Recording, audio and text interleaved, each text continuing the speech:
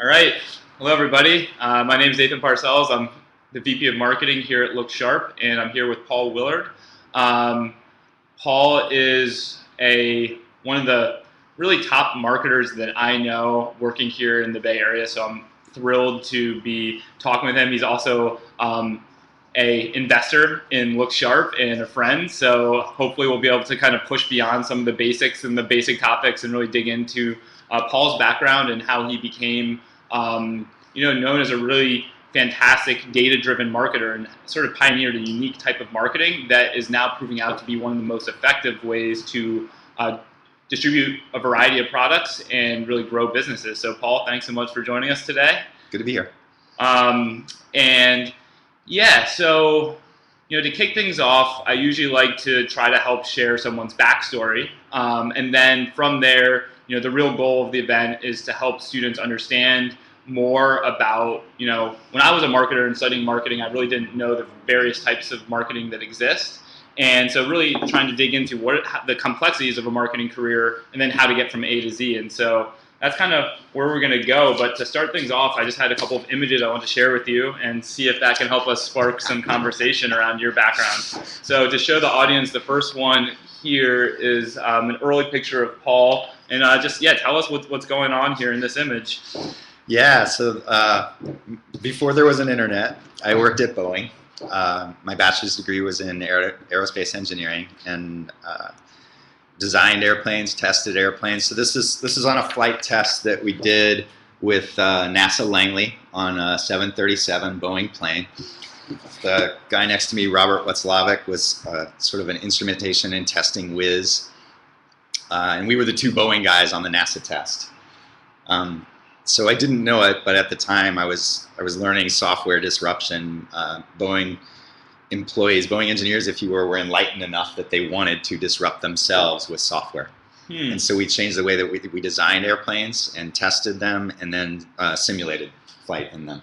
So how did you get into working at Boeing, and why was that like your first job out of college? Was that your first job out of college and sort of? Yeah, it was. I just like writing code. And honestly, when I started college in the late 1980s, mid to late 1980s, the two things that I saw code being used a lot for were accounting, which honestly didn't sound that exciting to me at the time, but computers were perfect at math and they'd never made mistakes and they didn't care how boring and redundant the work they were doing was, so they were good accountants, and that made sense. And then aerospace was happy to apply computing to very complex problems that were sort of too complex for people to solve. And at Iowa State University, 3 guys invented the field of computational fluid dynamics to solve very difficult mathematical equations of air flowing around things that could not be solved any other way. In history, they weren't solved in paper. And at the time I went there, they were being run on supercomputers. By the time I graduated, you could buy a machine that sat under your desk for like $100,000 to solve computational fluid dynamics. Yeah, I think it's a really cool thing and something that I've seen in different people's careers where you start noticing certain trends in the market that are driving new innovations to problems that have existed for a long time, and that can be really helpful in sort of finding a career that grows into something bigger than maybe what's out there otherwise. Okay, so for next picture, we have this photo here. Let me show it to the audience. Cool. So do you know what this is of and what's going on here? I don't know where you got the photo, but I suspect you're after my master's degree, which was manufacturing systems engineering. So I started learning about Japanese manufacturing, particularly at Boeing. Boeing was very interested in manufacturing better. Alan Mulally, now CEO of the Ford company, was an aerodynamicist at Boeing, like me, interestingly.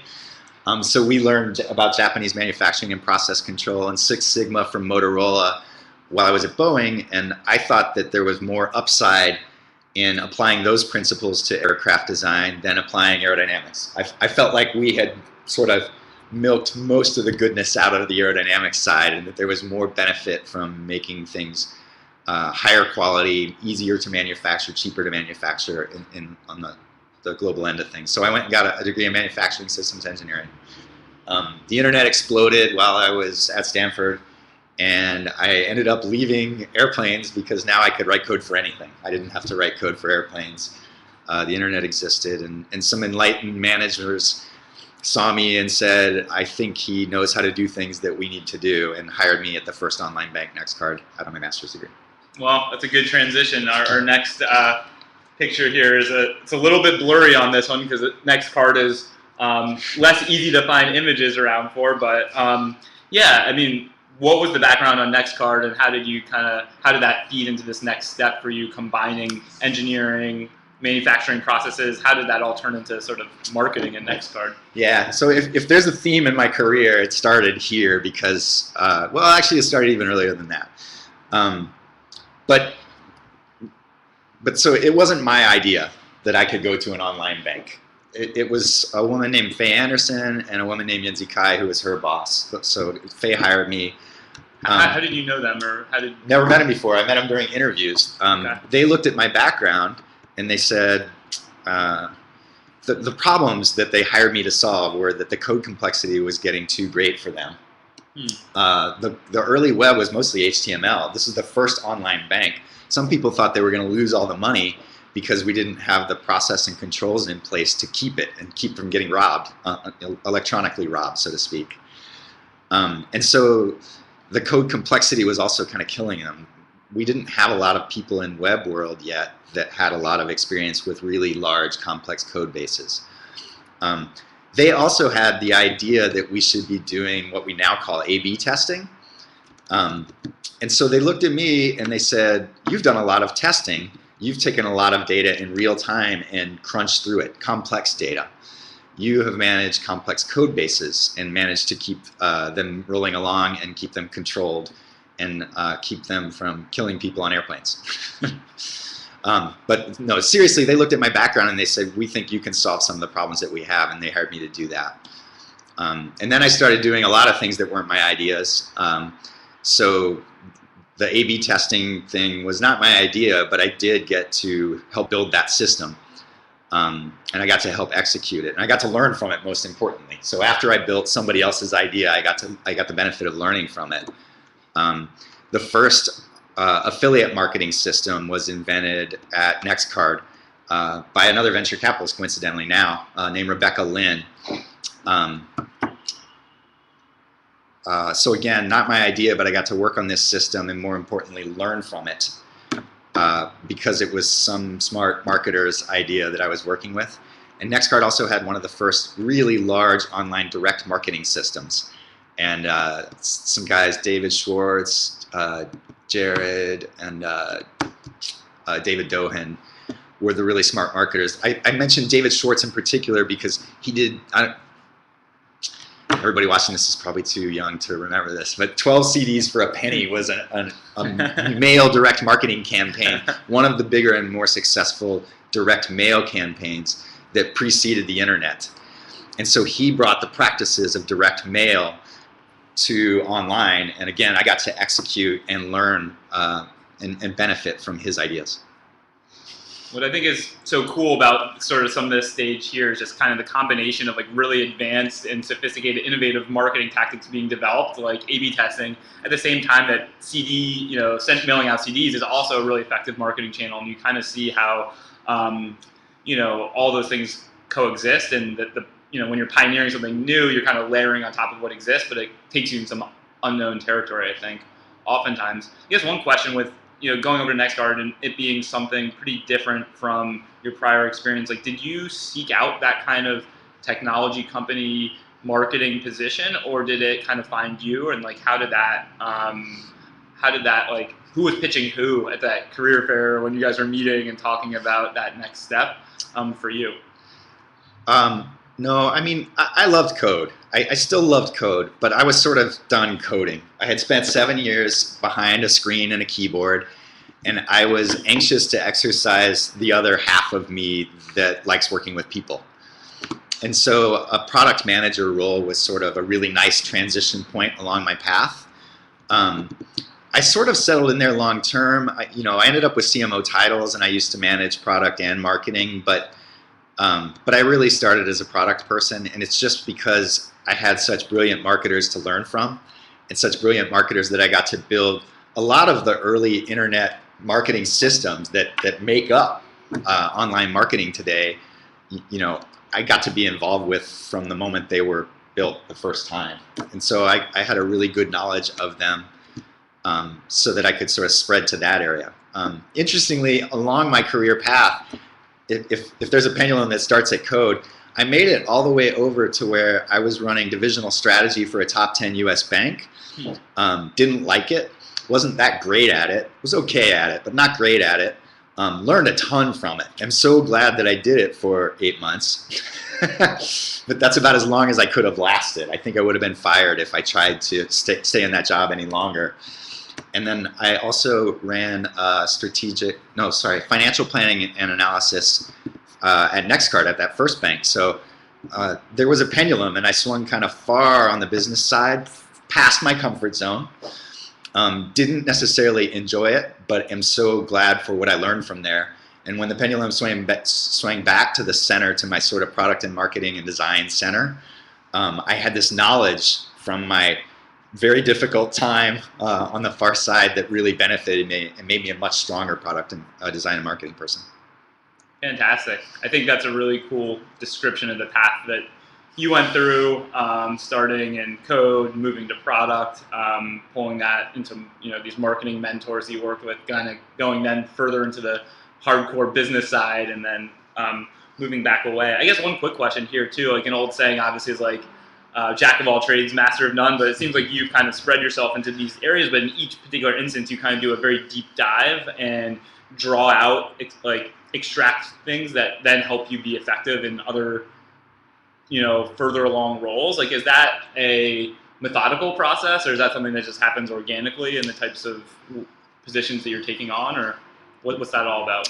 Yeah, I mean, what I always liked, so when I was a little kid, I wrote code that ran on my dad's fancy calculator, right? And it would calculate our average fuel mileage for our car.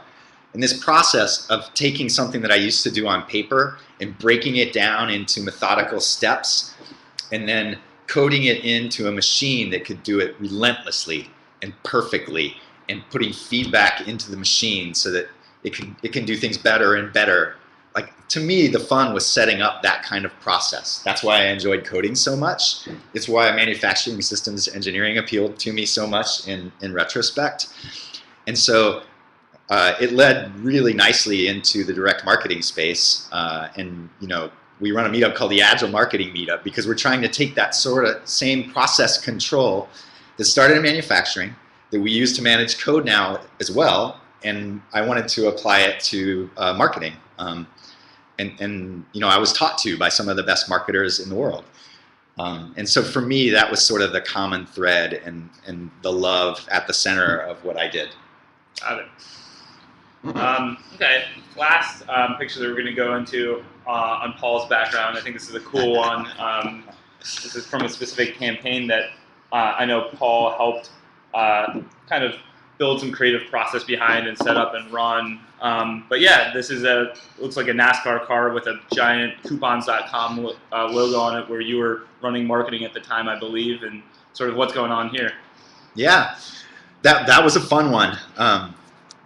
We got really lucky. One of the best racing teams, the Roush Fenway race team, called us, and they were going to take one of their best drivers and put them into the Saturday race, which is not like the Sunday's the big one, but they were going to put them in the Saturday race because they wanted to see if they had a car or a driver area for improvement, and they knew this driver wasn't really improvable. So this was their way to check out the car in the Saturday race. And so they were doing it pretty quick on not much notice. They didn't have a sponsor lined up, and I got the phone call from them and was very lucky to get to sponsor a few races with Matt Kenseth driving there.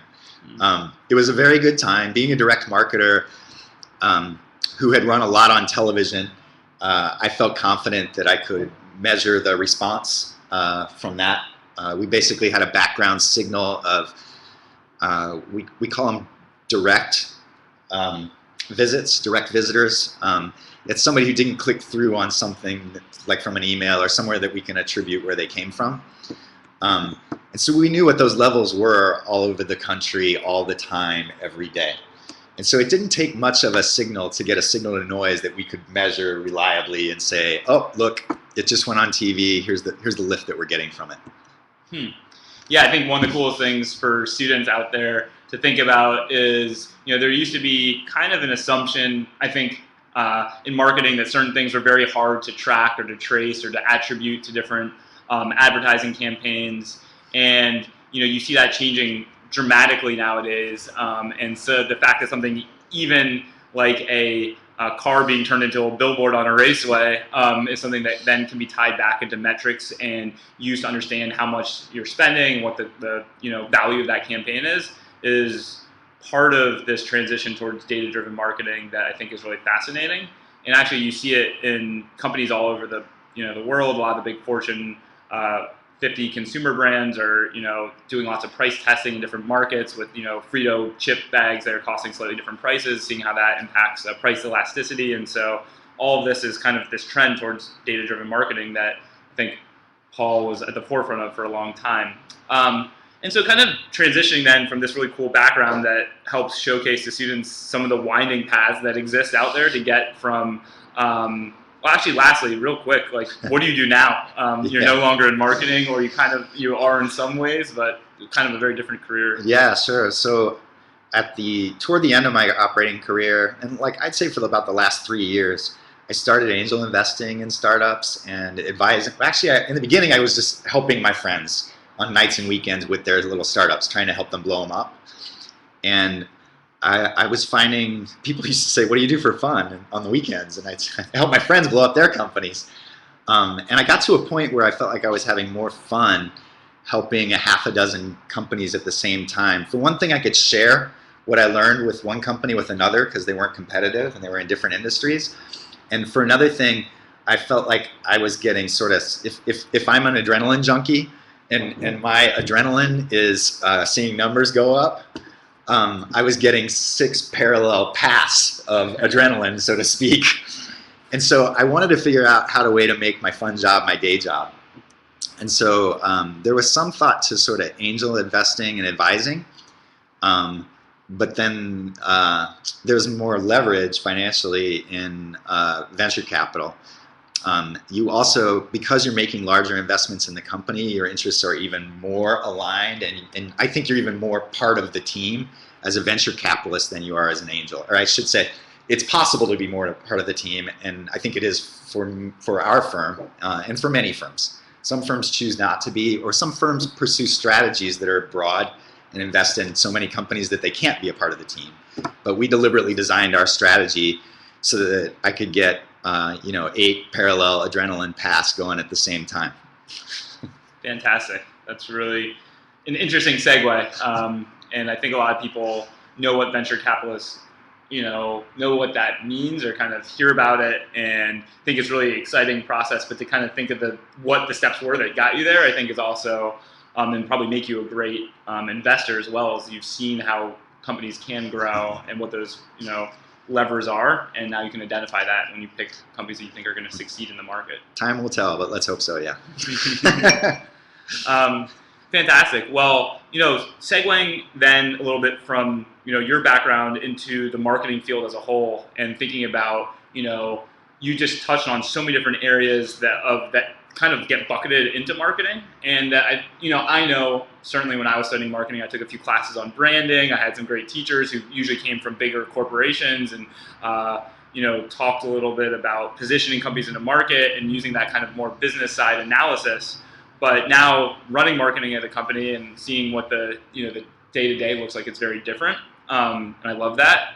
But would be curious, there's a lot of different types of marketers. How would you bucket the different types of marketing core areas that you see? Yeah, I mean, the easiest way to get into really broad buckets is to think about your first few hires at a startup, right? Because they're the necessary to sort of get going. So in the very, very beginning, I think of the world very binary as content people and campaign people, so to speak, where the campaign people are probably going to be more on the analytics side. my campaign people, I want to be able to write and run SQL so that they can pull their own data and see how their campaigns are looking and run their own analysis. So very analytical people for me in my teams on the campaign side. And the content people sort of, as you grow, will eventually turn into branding people, PR people, content writers for your emails. But in the beginning, you can just take one sort of general content person who's going to create the story that becomes your brand and write everything, all the interfaces with your customers in that voice, so to speak. Fantastic. Yeah, it's a great split. I mean, I think you can sort of start visioning out what the different attributes and skills are of the different areas. You know, content communications, you have the storytellers, the great writers, copywriting, and understanding brand. And then on the other side are the more numbers people driving sort of direct response, managing campaigns. And as that gets big, it splinters primarily by channels. So you'll end up with SEO experts on that side. You'll end up with SEO, search engine optimization. Search engine marketing, the paid search side of the house, direct marketing where you're just buying advertising from people, television channel specialists, radio channel specialists potentially, direct mail channel specialists potentially. So I've used all of the channels that I just mentioned and more while working for tech startups. So you'll often split out depending on what channels work for that company and what you're going to end up using on the campaign side of the world, so to speak. Yeah, I think what's cool is speaking to kind of like the umbrella categorization of that type of marketer, where you have the campaign person who's thinking about onboarding new users and doing that in a very analytics-driven way, but then kind of all the hierarchy that lives under there, and those key channels that can individually each grow a company to a significant next tier of users or revenues or success, I guess. And I think that's really illuminating. So I guess kind of breaking that down further, at like a small company, someone might do all those things. At a larger company, as a student, you might get hired to do one of those specific channels. Is that typically correct? Or yeah, definitely. I mean, when you're at the early stage, those first two hires typically aren't going to be somebody straight out of school because they do have to do kind of everything. And you don't really have time to train people at those early stages of a startup. So typically somebody straight out of school will go to something bigger when it's starting to fragment a little bit, and when you do have a little bit more time to train because you're on a little bit more of a regular and predictable cycle. Okay, excellent. And one area too, I mean, so we've talked about the content side, which grows into branding, and there's strategy levels at that point, the campaign side, which grows into demand generation and kind of the strategic elements of that. What about product marketing? Is that kind of, where does that bucket into? I mean, being a product person in my core, really, product marketing always a very near and dear to me. So a lot of product teams have become more technical over time. Product as a function originated at Procter & Gamble. It was part of the marketing function. It's one of the 5 Ps of marketing.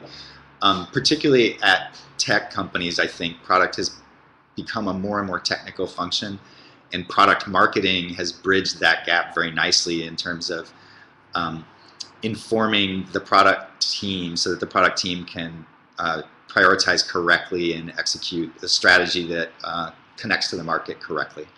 So there's sort of that bridge between the market and the product strategy, which really lives in product management.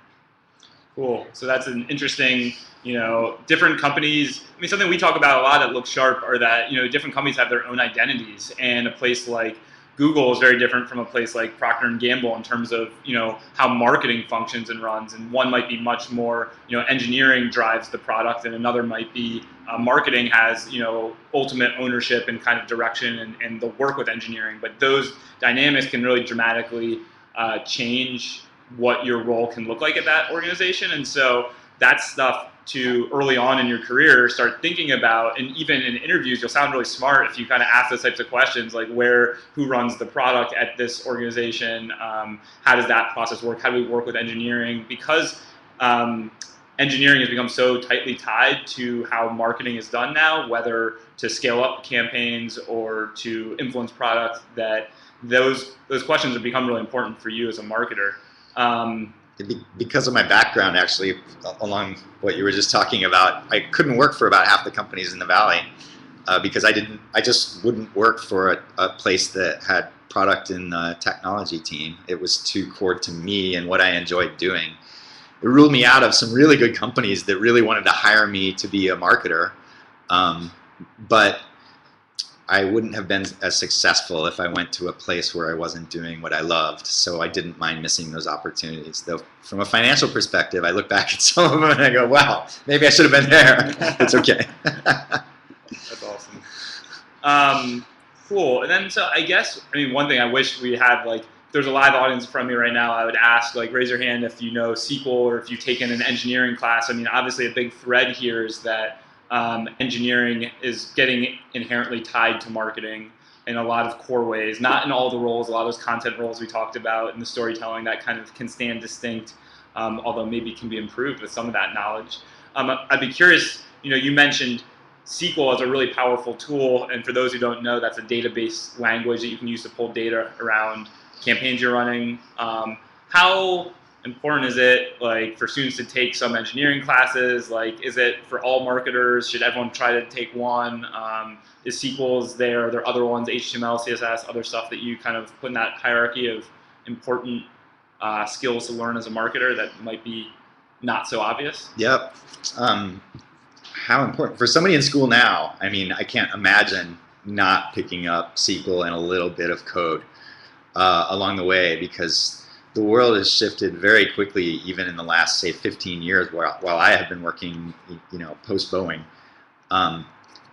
toward that kind of analytical and code world. And so if I imagine the next 15 years, like, the shift is only accelerating. It's actually moving faster than it was ever before, all the time. And so I can't imagine coming out of training now and not having those. Or if I did, I would want to go learn that right away on nights and weekends or however I needed to. SQL is a big one. Structured query language. There are database forms that don't use SQL, but for the most part, all of the reporting, all the useful reporting forms, the most useful reporting forms are in SQL for the most part. It's important because you want to do your own analytics. If you aren't doing your own analytics, then the analysis that you perform on data is going to be constrained to the way that whoever coded your data pool allowed you to pull it. And so you have to be able to decide, maybe I bucketed that the wrong way. Maybe I made the wrong definition for that data. What would happen if? You have to be able to do those what ifs. We call them ad hoc queries, if you're really going to do a good job with analysis. And it's very expensive to have to go get a coder to make all those changes to the data pools to do the ad hoc queries. It's much more efficient and faster, and for bandwidth, which is the most critical resource of any startup, if you can do those yourself. So particularly if you're going to ever end up at an early startup, I almost can't imagine being on the campaign or the analytics side of marketing without that skill set. The other thing that's very useful is just even a tiny bit of code, and I always suggest sort of front-end code. So HTML, JavaScript is a good combination, because as a marketer, you're going to be working with design and understanding the constraints and limitations, and powerful parts of that code base will help you more than maybe understanding back-end code. If you do have a hankering for back-end code, like Python is one of the easiest to learn, and it's relatively broadly used, broadly enough. And so that would sort of finish out my set of areas to look into. It's really good to, on the HTML side, at least understand what a request and a response is, because that's mostly how servers work, both for mobile apps as well as for websites and browser-based apps. And it's really good to be able to understand how they work so that you know what data that you can get, and it'll help you do a much better job with attribution than if you don't understand those things. Yeah, as a quick disclaimer to everyone, I definitely did not do much computer science studying in school. It felt like a foreign language, and then what you learn diving into it is a bit like a foreign language. But with that, there's building blocks that make really structural, great sense to any computer programming language. It's actually super easy to dive into and start learning, at least at the very least, the basics. And everyone here who's still in school, you have such great access to peers, professors, classes, and those kinds of resources that can help you not be intimidated by coding. And I think it's such a great piece of the puzzle as a marketer to add in. I guess, Paul, I mean, do you see any people who are like heavy on the branding side who have like lived that life for too long and like can't necessarily are too far in that road and haven't developed the coding aspect, or like can't be as data driven and yet are able to be successful on a team where they kind of lean on others to help them with that? And like, how do they survive? Are there like skills or ways that they can kind of pitch themselves with? It does happen. I think it's harder myself. But it does happen that somebody with strong analytical skills makes a career around branding. Those people definitely do exist. Now, in fairness, they might point at me and go, it does happen that people with really strong analytical skills can manage and learn the branding side, but it's rare. Yeah. So it might be rare from either side to have somebody that's pretty strong in both. But you know, it's if you really want to run that sort of whole show and be the most effective and highest contributing member of a startup that you can possibly be, I think it should be an aspiration for almost anyone. Got it. I was actually thinking along the lines too of the people who don't want to develop those kind of analytical skills as well. How do they, like, what are the core things that they need to have to be effective in a team where other people might have data to kind of support, here's why we should do this? Like, how can they be up their abilities as much as possible? I mean, definitely getting a responsible person that can do that analysis and is responsible for the analysis and accountable for that analysis. The hard parts of it are, one, if you're not personally strong in it. So when my teams got big enough, I always had somebody that was accountable for analytics that was not me. But because I knew what they were doing, it was a lot easier for me to, one, hire that person, and two, manage that person. So if you don't have a depth there, I would say definitely get help from your board or somebody else in your organization that can help you hire and help you review what that person is up to in detail. Although if you hired somebody strong enough and experienced enough, they might not need the review. And that's what I would go for if you don't have strength in that area yourself. I would try to hire somebody who's really strong there to sort of balance you out, and I would get help hiring them from somebody who really can understand how strong exactly they are. Awesome. Yeah, I mean, one thing to think about there as a student, like if you're totally against kind of going in and doing that, sort of getting into the numbers and crunching that, it might preclude you from being super effective as that sole marketing employee in an early stage company. You sort of need that support network to help empower you to kind of convey your ideas. But there are a lot of, you know, great marketers have that balance of creativity and data. And if you're amazing on the creativity side, then you find that good partner who can help kind of reinforce that with numbers, and you'll be in a great position. One other question, just, you know, a big area, and we have about 5 minutes left for everyone who's tuning in. How do you view the difference between B2C and B2B? And like, as a student who's coming into the market, like, how are those things different? What skills are required differently? And like, what does that look like from a marketing perspective? Yeah. So for one thing, it's changing. So I'll talk about how it looks today and maybe a little bit about how it looked a decade ago. But I don't know exactly how it's going to change in the future. So in the beginning, I think the quantitative methods were applied to consumer markets more frequently than the B2B markets or enterprise markets. And in fact, when I went to a company called Practice Fusion, I was being asked by the board and the founder there to market to doctors. That was the first time that I was, you know, considering not marketing at consumers. And I actually didn't even think it would work. Rebecca Lynn, coincidentally, the same person that invented the affiliate marketing system, that tells you something, by the way, about how small the world becomes in your career, convinced me to go give it a whirl at Practice Fusion.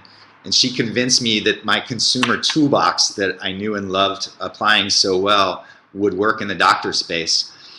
I was actually not certain when I went there, and I told both Rebecca and another board member, Mark Goins, that I thought in 90 days I would be able to demonstrate that I would be ineffective, and then I would help them find a suitable replacement who could work in that market, in that space. So that was the first time for me that I got to firsthand apply these sort of quantitative, targeted consumer tools. The targeting, I think, just wasn't granular enough in the early web. But the web itself, as it's gotten billions, who knows, trillions of different pages of content now, the content has gotten more and more granular, and it's allowed us to take those same techniques over to the enterprise space that we used to use in the consumer space. Now, interestingly, the consumer space has sort of evolved away from that, and I think they're much more of a sort of viral social marketing as being the most efficient and effective methods over there. Whereas, you know, what I learned in this sort of direct marketing world, I think is probably the most effective in enterprise today. I would expect those things to continue to evolve. And even within industries, so I'm speaking broadly about enterprise, but for instance, we would have never sponsored a race car at Practice Fusion. It's just not a channel that would have worked. Direct mail, we did use at Practice Fusion because it was very effective for us. So even within channels, there are sort of different tool sets that will serve you best. And sort of briefly adding on to that, are there certain personalities that are better at B2B or B2C? Like if you're a student, is there an easy identifier of like, this is for me? Well, good news for everybody is I think, well, I certainly favor diversity. And I think your personality and your skill set are not intrinsically tied together, although a lot of my friends would argue that I'm still a geeky engineer, perhaps. But I don't think those things are necessarily tied. And myself, I think you're at a big advantage to non-diverse organizations if you're coming in with a diverse team and you're managing them in a way that's collaborative and can take advantage of the full set of diversity that's available to you and your team. I think you'll beat a homogenous team any day. Cool. We're at time for a couple of questions that are coming in right now, and then we'll wrap up.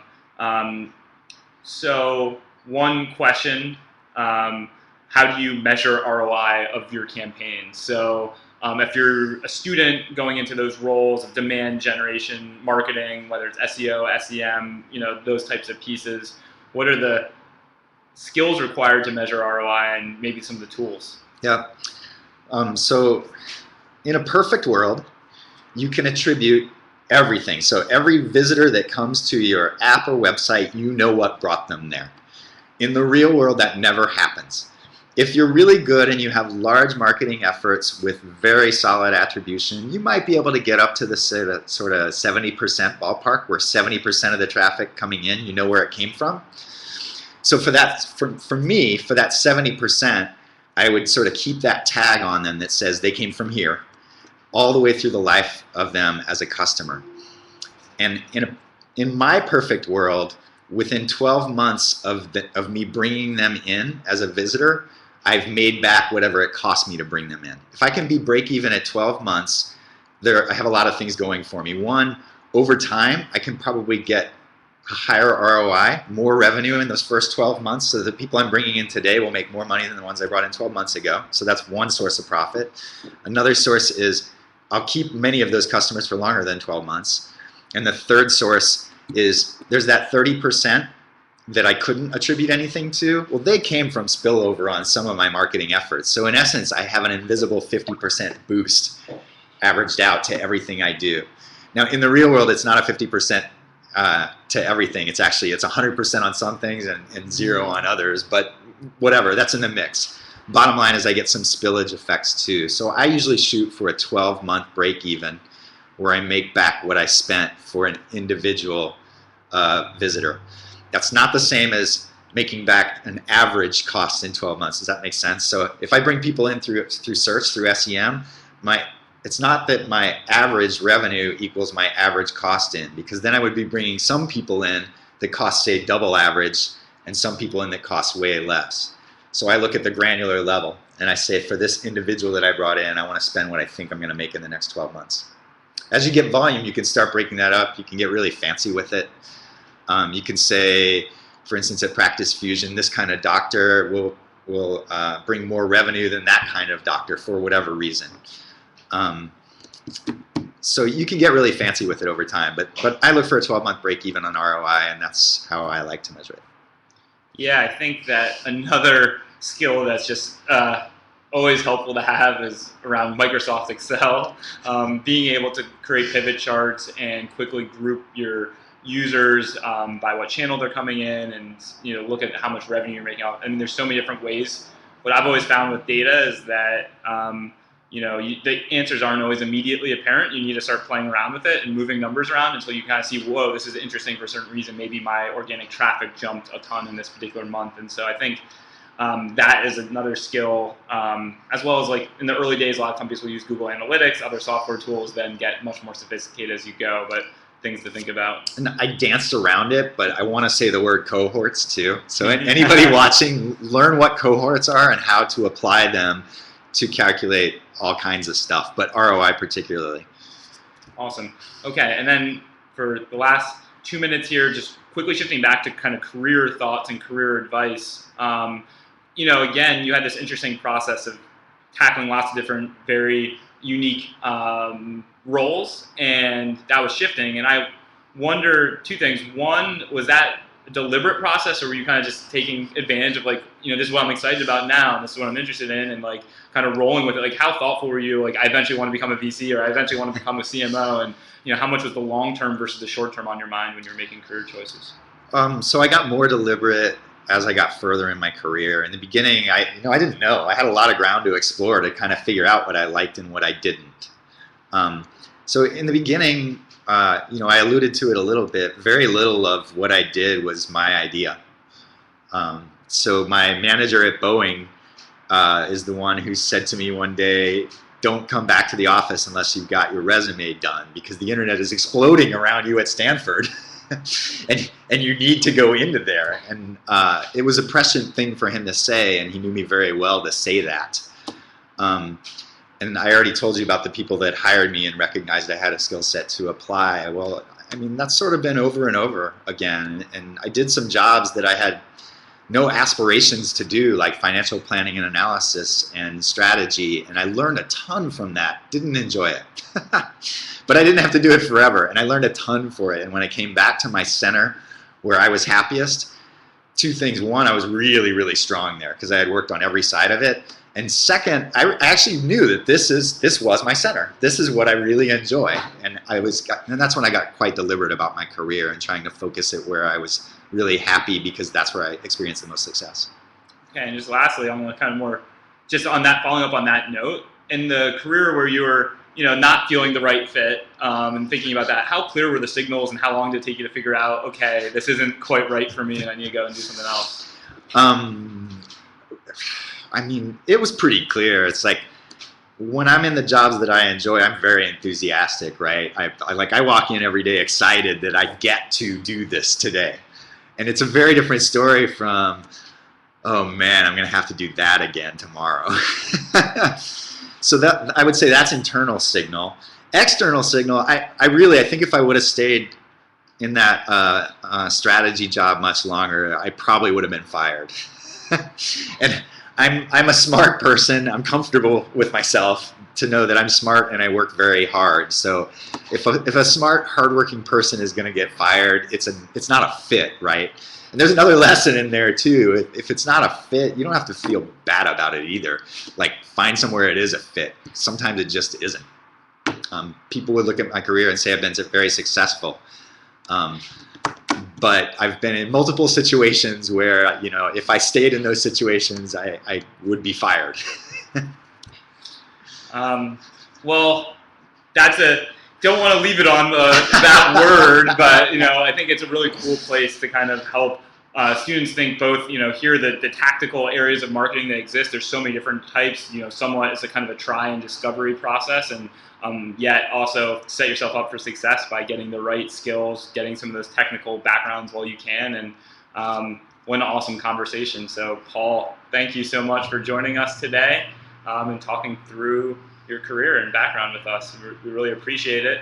For those who tuned in from General Assembly, thanks also to our partner General Assembly for helping promote this event. And they have great classes for learning some of the skills that Paul talked about. Any last words for us in the audience? Well, I just don't want to end on that note either. So thanks for letting me talk today. And, aim where you love and aim what you feel passionate about doing. And I think you'll probably start closer to your center than you know. Awesome. Great advice. Thanks so much, everybody. Really appreciate it. Thanks for tuning in.